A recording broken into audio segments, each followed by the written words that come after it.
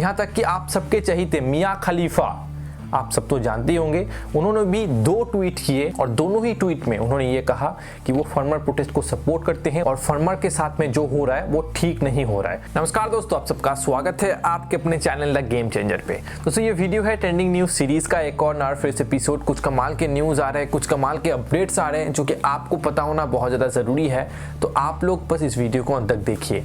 इस वीडियो को मैं देश की न्यूज, नेशनल न्यूज से स्टार्ट करने वाला हूँ। सबसे पहले तो वेस्ट बंगाल का एजुकेशन मिनिस्टर पार्थ चैटर्जी ने अनाउंसमेंट कर दिए हैं कि 10 महीने बाद यानी कि फरवरी 12 तारीख से हम क्लास 9 और 12 क्लास के बच्चों के लिए स्कूल को रीओपन करने वाले हैं। जी हाँ, स्कूल रीओपन होने से पहले सारे स्कूल्स को सैनिटाइज किया जाएगा और बच्चों के लिए मैंडेटरी नहीं है कि वो आके ऑफलाइन क्लास करें, उनको पेरेंट्स से परमिशन लेनी पड़ेगी। अगर उनका पेरेंट्स इजाज़त देती है तभी जाके वो स्कूल आके ऑफलाइन क्लास अटेंड कर सकते हैं। तो मार्च 2020 जब से स्कूल बंद हुए थे तब से लेके पहली बार के लिए ऑफिशियली सारे स्कूल्स को रीओपन किया जाएगा वेस्ट बंगाल में, क्लास 9 से लेके 12 क्लास के बच्चों के लिए। सिर्फ वेस्ट बंगाल में नहीं, उत्तराखंड में भी स्कूल्स रीओपन हो रहे फरवरी 8 तारीख से, महाराष्ट्र में भी कॉलेज रीओपन हो रहे फरवरी 15 तारीख से। तो आप लोग मान के चल सकते हो, आप अगर एक कॉलेज या फिर स्कूल स्टूडेंट हो तो 1-1.5 महीने में आपका भी कॉलेज या फिर स्कूल रीओपन हो जाएगा, क्योंकि जो पैंडेमिक है वो धीरे धीरे खत्म हो रहा है, वैक्सीनेशन आ रहे हैं। तो बैक टू नॉर्मल लाइफ जो हम लोग कहते हैं, बहुत दिनों से घर बैठे थे, स्कूल कॉलेजेस आप लोग नहीं जा पा रहे थे, वो दिन खत्म होने वाला है। अगली खबर आ रहा है सीबीएसई बोर्ड की तरफ से। सीबीएसई बोर्ड ने दोस्तों क्लास 10 और 12 के बोर्ड एग्जाम का डेट शीट निकाल दिया है। मतलब कि कौन से डेट में कौन से एग्जाम कंडक्ट किया जाएगा वो आपको सीबीएसई के ऑफिशियल वेबसाइट में जाके पता चल जाएंगी। आप अगर क्लास 12 या फिर क्लास 10 के स्टूडेंट हो तो आप दोनों के लिए जो बोर्ड एग्जाम है वो मई 4 तारीख से चालू होगा। क्लास 10 के लिए जून 7 तारीख को एग्जाम खत्म हो जाएगी और क्लास 12 के लिए जून 11 तारीख को एग्जाम खत्म हो जाएगी। और बताया ये भी जा रहा है कि जुलाई 15 से पहले आपका रिजल्ट भी डिक्लेयर कर दिया जाएगा। तो जैसे मैंने आपको बताया कि आप अगर 10th या फिर 12 के बच्चे हो, सीबीएसई बोर्ड में पढ़ते हो, तो सीबीएसई के ऑफिशियल वेबसाइट में आप लोग जा सकते हो, कौन से डेट में कौन से एग्जाम है वो भी आपको पता चल जाएगा उधर से ही।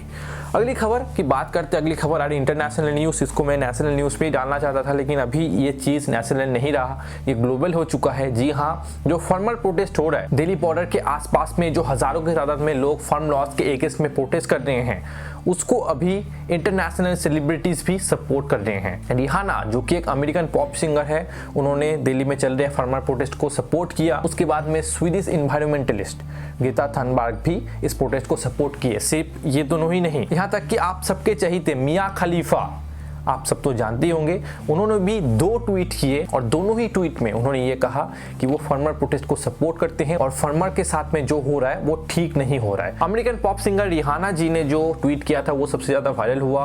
उस ट्वीट को 2 लाख बार रिट्वीट किया गया और बात गवर्नमेंट तक भी पहुंच गई है। गवर्नमेंट ने सिर्फ इसी मुद्दे के ऊपर एक स्टेटमेंट निकाली है जहां पे गवर्नमेंट ने कहा कि हम इस प्रोपेगेंडा को सपोर्ट नहीं करते हैं। #इंडिया अगेंस्ट प्रोपेगेंडा भी ट्रेंडिंग में चल रही थी। तो जो फार्मर प्रोटेस्ट है वो अभी इंटरनेशनल सेलिब्रिटीज के नजरों में भी आ चुका है। रिहाना, अमांडा सानी, ग्रेटा थनबर्ग, मियां खलीफा जैसे सेलिब्रिटीज भी फार्मर के सपोर्ट में है और फार्म लॉस के अगेंस्ट में है। अगली खबर आ रही टेक न्यूज। 27 साल बाद दोस्तों अमेज़न के सीईओ जेफ बेजोस ने अनाउंसमेंट किया है कि वो अभी अमेज़न के सीईओ नहीं रहने वाले।